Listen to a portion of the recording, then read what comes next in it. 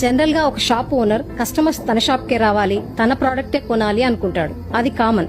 కానీ మీ షాప్ కే రావాలని కస్టమర్ ఎందుకు అనుకోవాలి?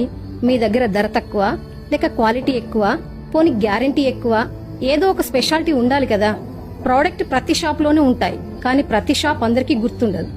మీ షాప్ కస్టమర్ కి ఎప్పటికీ గుర్తుండిపోయేలాంటి సర్వీస్ ఇవ్వాలి. కస్టమర్ మీ షాప్ లోకి అడుగుపెట్టిన ఫస్ట్ 10 సెకండ్స్ మీ ఎనర్జీ, మీ ఎక్స్ప్రెషన్, మీ కళ్ళని చూస్తాడు.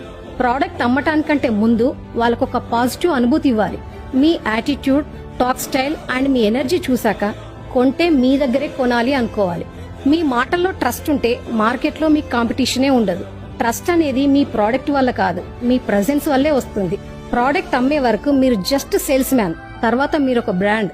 వాళ్ళే మీ గురించి పబ్లిసిటీ చేస్తారు అండ్ రిపీటెడ్ గా వస్తారు. రిపీట్ కస్టమర్ కంటే స్ట్రాంగ్ మార్కెటింగ్ ఏది ఉండదు.